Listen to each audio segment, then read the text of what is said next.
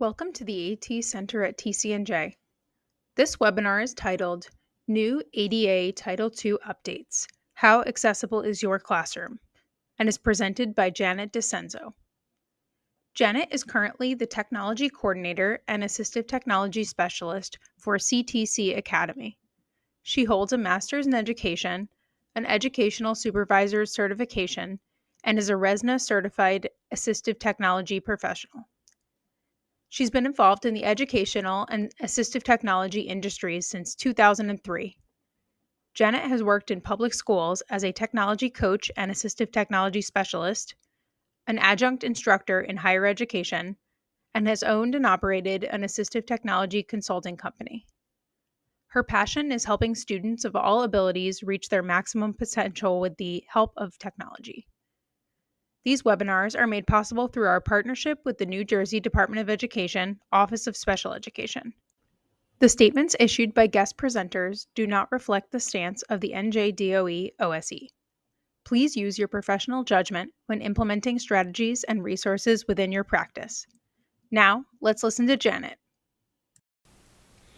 Hello, and thank you for joining us today at the College of New Jersey's Assistive Technology Center. Today we're going to be talking about the Department of Justice new Title II updates and how they affect the accessibility in your classroom. So once again, thanks for joining us. My name is Janet DeSenzo. Just a quick introduction of who I am. I've been in the ed tech world for quite a few years. I'm an assistive technology specialist and an ed tech integration specialist. I've worked in public schools, I've worked in colleges, and I'm currently working at CTC Academy of New Jersey, which is a private school for students with disabilities. So there we talk a lot about accessible classrooms, and that's one of the things that I will be sharing with you today. First and foremost, what I'd like to say is that we're going to be covering a lot of information and legalese in this presentation. I want to make it clear that I do not have a law background.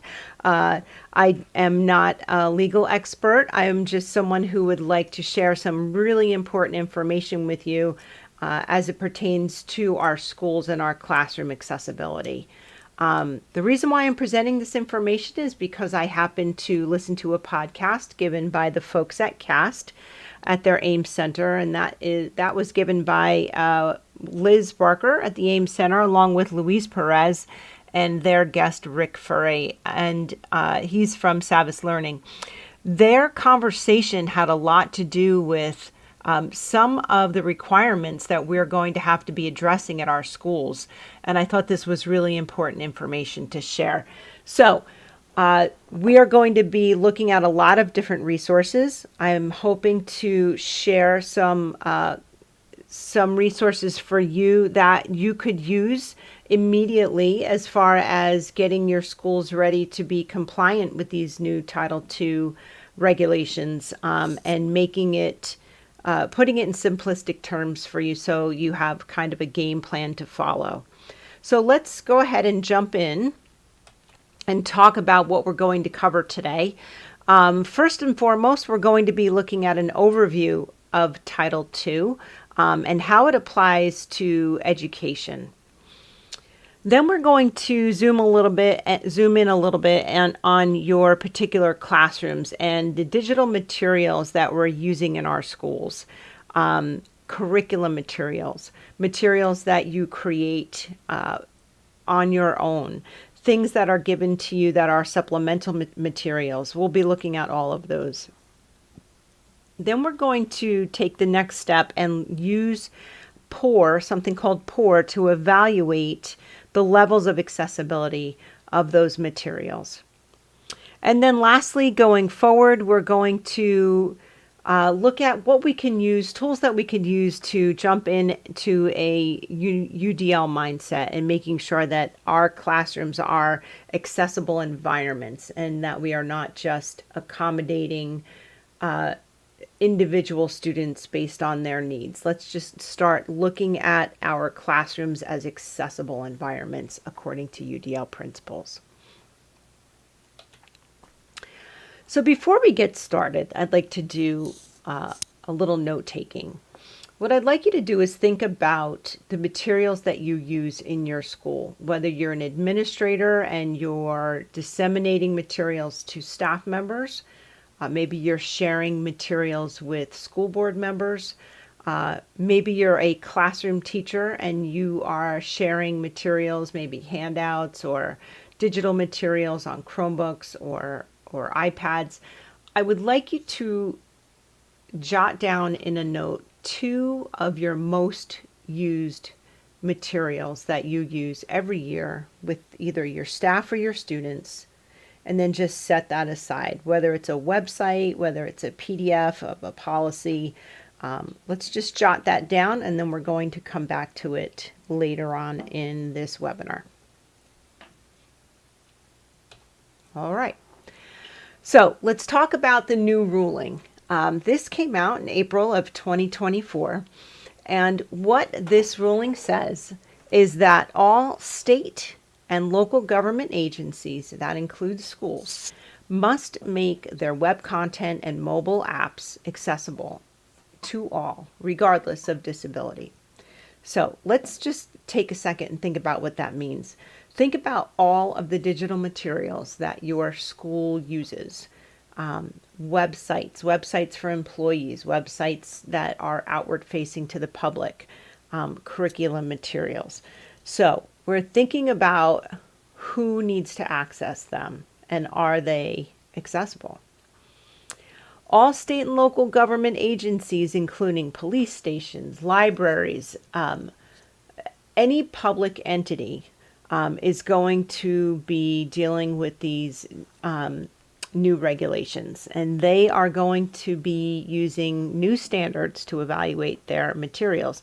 And those are called the WCAG or WCAG, WCAG standards. That stands for Web Content Accessibility Guidelines. Those standards can be found under this link here that says ADA Fact Sheet. This is a link for you. Again, these slides are going to be shared so that you have access to all of these resources. So in that fact sheet, it lists exactly what different government entities need to do.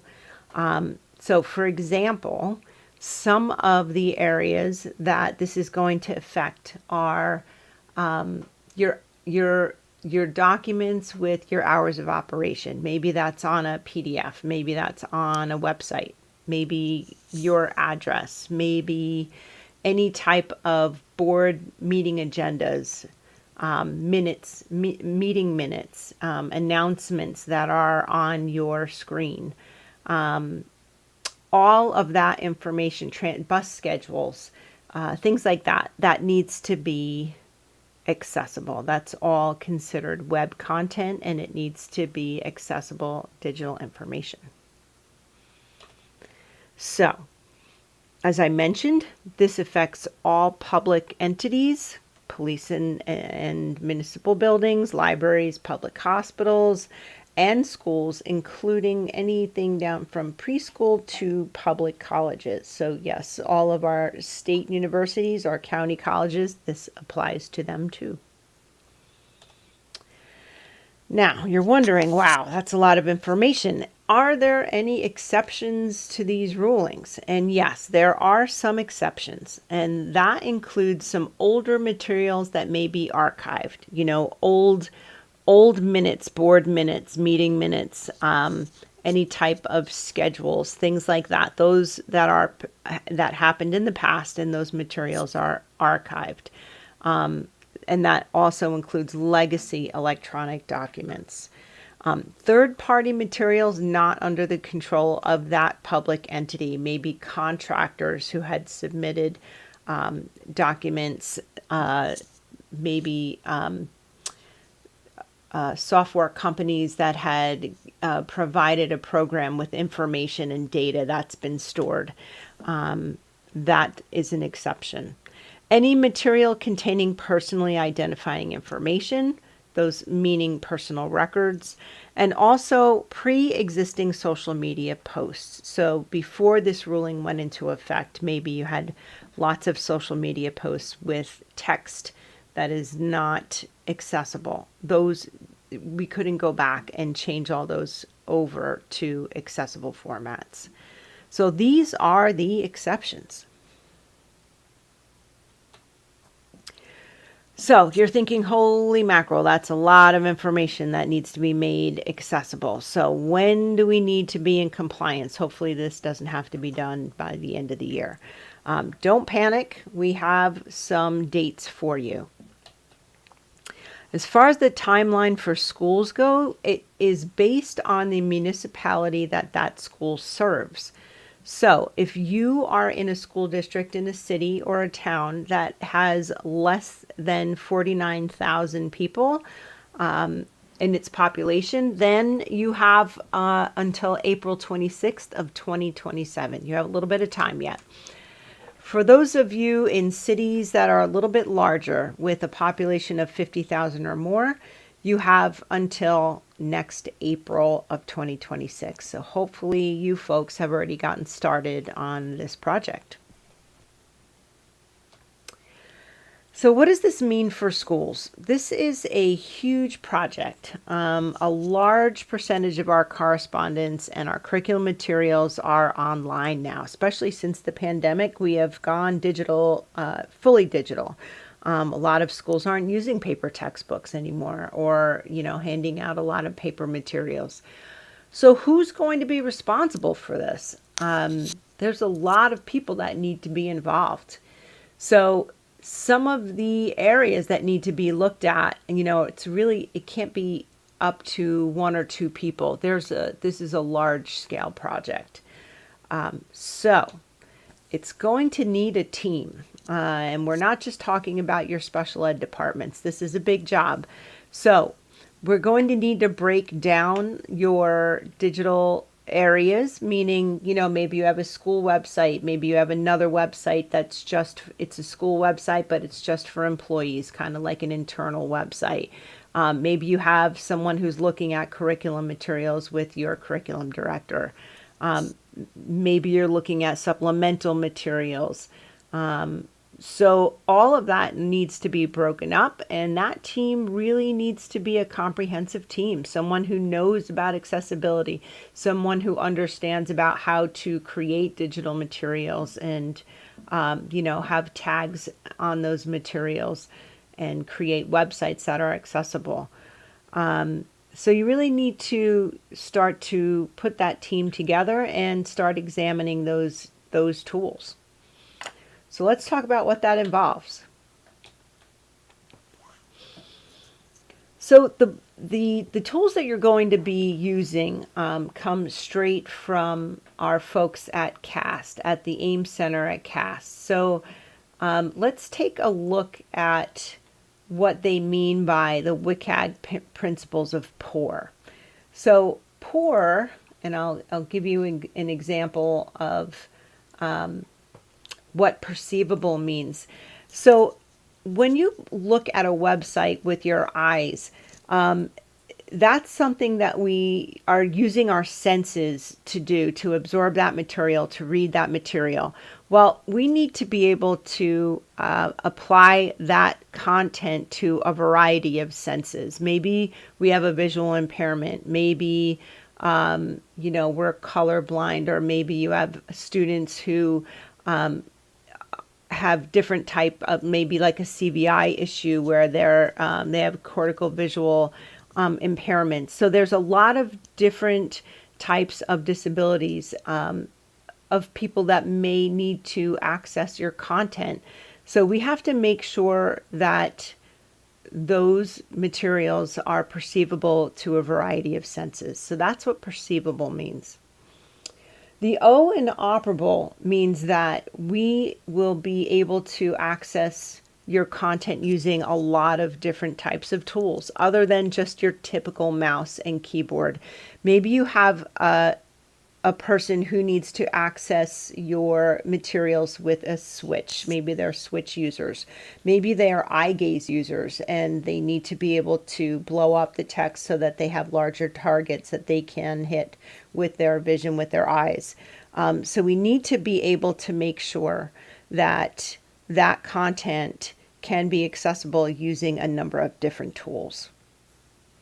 The U in poor means that information needs to be clear. It needs to be understandable. It needs to be written in such a way that maybe we have concise language and outlined information, using language that's clear, making sure that there's a consistent and obvious manner of navigation through that material. And especially if you have material that needs to be maybe a form that needs to be filled out. We have to make sure that people know exactly what needs to go on each line, so the text can be read out loud in those fields. So that's what understandable means. And then finally we have robust. The content must be robust enough so that it could be viewable by different types of devices and browsers. So maybe your students are all using the Chrome browser, or maybe they're using Safari, but maybe you'll have a student who uses an eye gaze system that has its own type of accessible browser. So it needs to be accessible across devices. It needs to be device agnostic, and those browsers have to all be able to display your material in a clear and concise manner.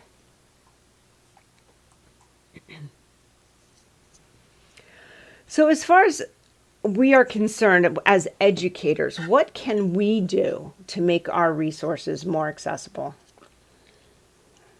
You know, as teachers, we are given our curriculum materials very often. So if, you know, is that our responsibility then to make sure those materials are accessible? Well, you know, we need to think about the purchasing process. When we are purchasing new curriculums, we need to be able to hold the publishers accountable, because they are the ones that need to make sure that their material is accessible before they sell it to schools. And there are tools to do that. So there are ways that we can make sure that the published materials that we are looking to purchase are in compliance with the new Title II rulings. And we would use something called VPATs and or ACRs. And what that stands for is Voluntary Product Accessibility Templates. Those are tools that publishers use to make sure that their content is following a concise, accessible format. And as purchasers, as consumers, we can request what's called an ACR, or an accessibility compliance report, for that curriculum before we go ahead and purchase. So administrators and curriculum directors, keep in mind that these are things that we could be asking our publishers for. Yes, there's lots and lots of acronyms here. But keep in mind, ACRs are going to be kind of like the industry standard before you purchase your curriculums. You know, publishers know that they're going to have to explain how they are in compliance with the guidelines. So again, as educators, what about our own resources? The stuff that we make, the stuff that we purchase, the things that we bring into our classrooms that we have found on our own, and, you know, has been approved by our administrators to use in our classrooms. If that's the case, then you as a teacher will need to make sure that those resources are accessible before you give them to your students. So let's talk about that for a minute. We are educators. We are teachers. We did not go to school to be web designers or, you know, instructional material designers. That's not what we want to be doing. No teacher ever said, I want to program and code my own websites. That's not something we have time for. But you still need to make sure that those teaching materials that you're using are accessible. So how do we do that? We just need to have the right tools, and we do have the right tools at our disposal. We just need to know where to look. So I mentioned before the AIM Center at CAST. And you're probably wondering, who is CAST? Why do I keep mentioning CAST? CAST is an amazing organization that was founded in 1984. And they are the ones who brought us UDL, Universal Design for Learning, and the guidelines for UDL. They are now endorsed through the National Educational Technology Plan at the Department of Ed.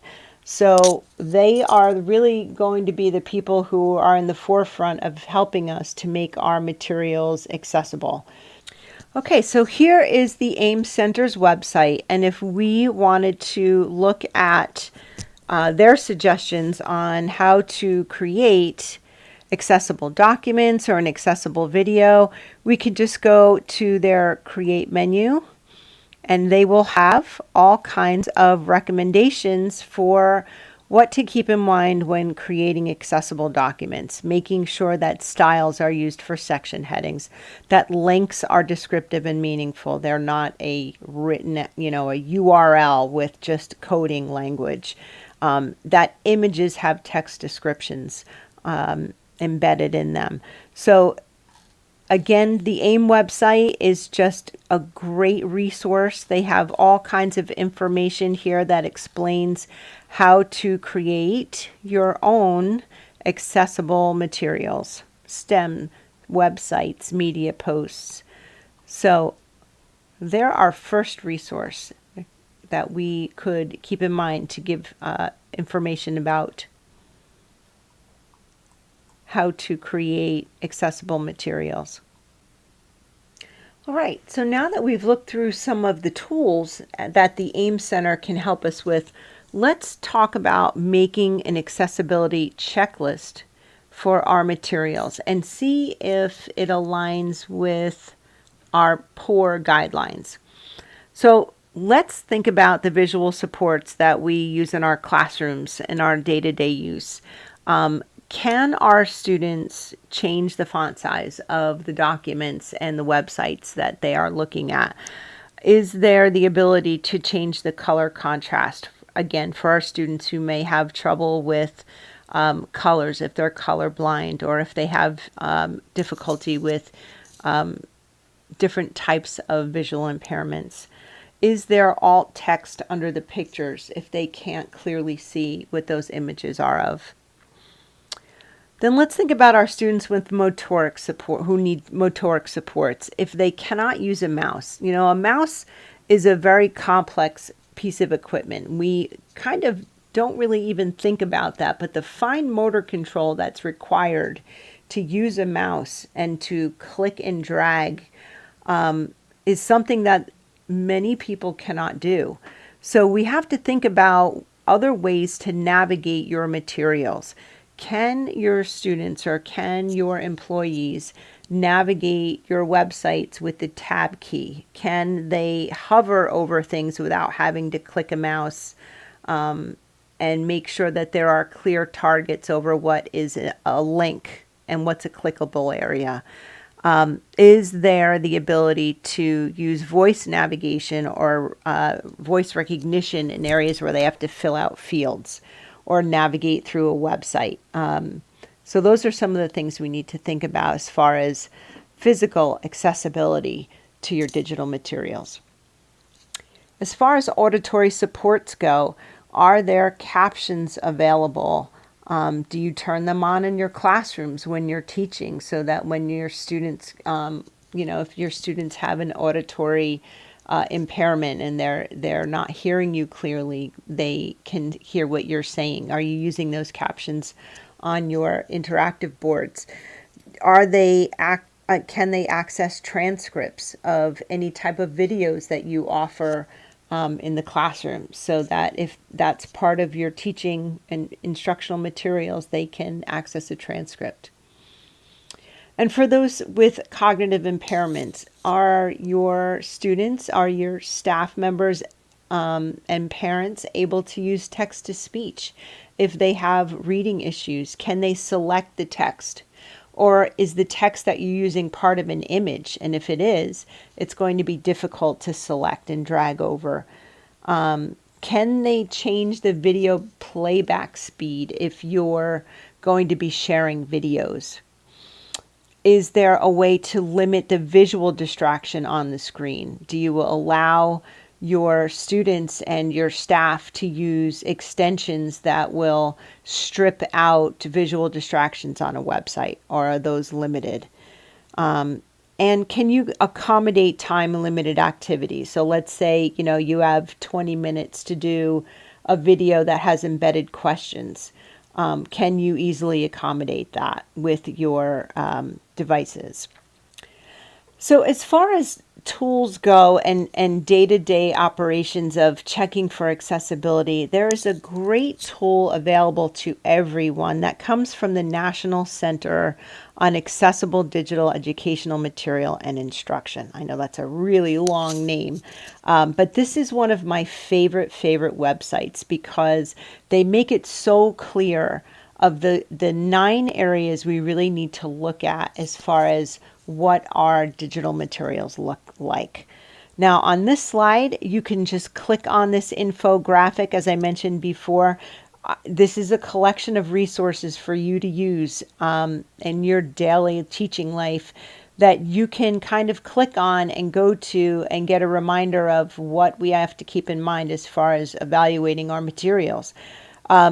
So in this infographic, it brings you to a website that has areas to check for. So these areas of skills are things like, do we have alt text under our pictures? As I mentioned before, it's very easy to embed alt text under pictures now in your Google Docs and your Google Slides. You can right click on it and go to your content format and then go and click on alt text.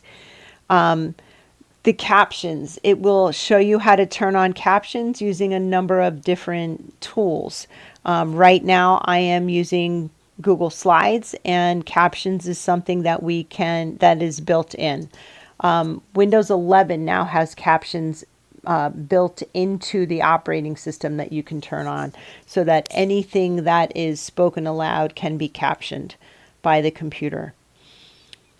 Clear writing is something we have to think about as far as materials go. Is it clear the directions that the students are supposed to follow? Are things written in an outline format that's easy to follow? Are they written in long paragraphs that have to be understood and processed? Is that clear writing or not? So those types of tools and information is available. There's a lot of information on color use and whether or not we are using highlighting and color alone to bring different information to light.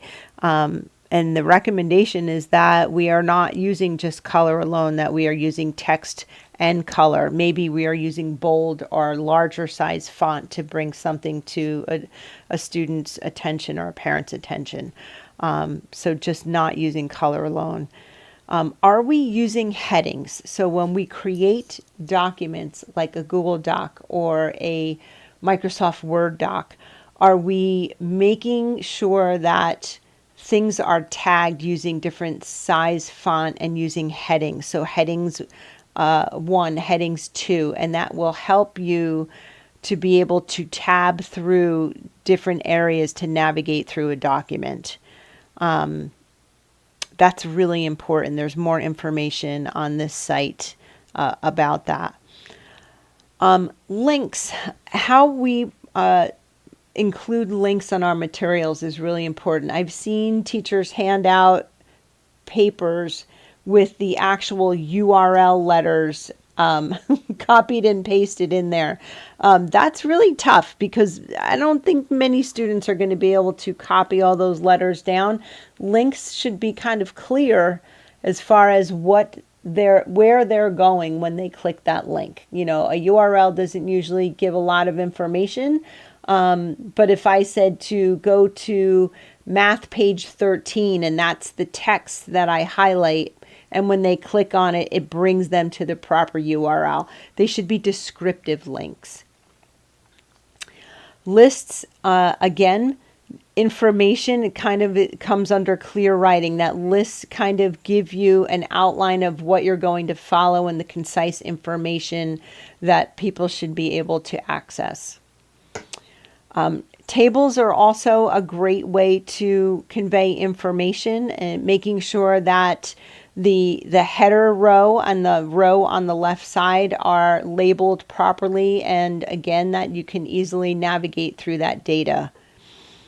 Tables should not be copied and pasted. You should be able to click inside of the cells so that they can be read out loud and navigated by using the tab key. And then finally, again, the text contrast. Can I change the contrast, again, for folks with maybe visual impairments who can see more clearly if the background color is dark and the text is light? A lot of us are using that on our phones and our mobile devices, where we can go to dark mode. It's becoming a lot more popular now, and it allows your eyes to rest. You know, when your eyes are always looking at a white, bright screen, it makes you tired. And especially for those with visual impairments, it could become, pretty exhausting. So that is something that's very important as far as the tools you're using to access your materials. So let's talk about those tools. What do your students have access to in your classrooms? And where can we find the accessible tools within those devices? So some of our devices, the built-in tools, what's built into the operating systems will suffice. That will be enough for your students. And every device now has accessibility tools already built into them. Again, sometimes they're good enough. They're what we need. Sometimes we need additional tools or add-on tools when the built-in tools are just not meeting the needs of our students. So let's take a look at what we have. Let's take a look at what our students have access to. So on all of our devices, we're going to go to the same place. We're going to go to the settings. So if you are on a Chromebook, you're going to go into the Chromebook settings. If you're on a Windows device, you're going to go into the Windows settings. If you're using a tablet, like an iPad, you're going to go into the settings of the iPad. And then on all of them, once you're in settings, you're going to go to accessibility. So some of the more popular tools that are being used on the Chromebook are things like Select to Speak. Once you turn on Select to Speak, a student can select any text and it will automatically be spoken aloud. That's something we can keep turned on. Also, dictation is another tool that we can turn on a Chromebook so that at any point, if a student needs to type, whether they have, spelling issues, writing issues, maybe they have fine motor issues and find using a keyboard difficult, dictation is something you can turn on and keep on so that whenever they have to input text, they can dictate it. And again, high contrast is another tool that we can turn on a Chromebook, and it goes kind of to dark mode. On a Windows machine, we have some popular tools like Immersive Reader. Immersive Reader is a great tool for Edge users that allow you to look at a website in kind of just a text format. A lot of the distractions are stripped away. The ads, the flashing banners, all of that is gone. And in Immersive Reader, you can change the spacing of the text. You can have the text read out loud. It's just an easier way to access text. As I mentioned before, Windows 11 has a new feature called Live Captions built into the operating system. And when that is turned on, any of the system audio that is played will be captioned. And on iOS devices like our iPads, we have voice control so that we can navigate the iPad completely through voice. We can go from home page and scroll left, scroll right, choose an app, and that's all done through our voice. And then we have voiceover, which is anytime we have any type of text or something that needs to be explained what's on the screen, that's what voiceover does.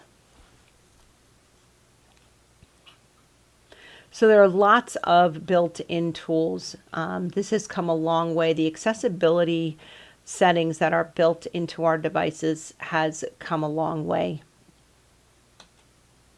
So let's think about that list that you made at the beginning of this webinar. Let's talk about those tools that you use the most. And let's think about whether or not they are accessible now that we've gone over some of the tools and some of the things we need to keep in mind. Links, font size, accessible text, meaning can we select it? Do your documents that you wrote down, or do your accessible tools that you wrote down have those features built into them? And furthermore, let's talk about PDFs. Depending upon how your PDFs are created, they may not be the most accessible type of digital material. Some of us will create a Word document or maybe a Google Doc, and we'll do print to PDF. And when we do that, it kind of strips out all the text and kind of turns it into a picture or an image, if you will. So we really can't select text. We can't have it read out loud. We can't navigate through using our tab key because it doesn't see any headers. It doesn't see any tags. So PDFs are a whole different animal when it comes to accessibility. And Adobe Acrobat Pro has an accessibility checker so that if you are going to be creating lots of PDFs, especially if you work in an administrative office, we have to think about the type of PDFs that we are disseminating through our district. They need to be accessible. Furthermore, if you're going to be using Word or Google Docs to create PDFs, you don't want to hit print and then print to PDF.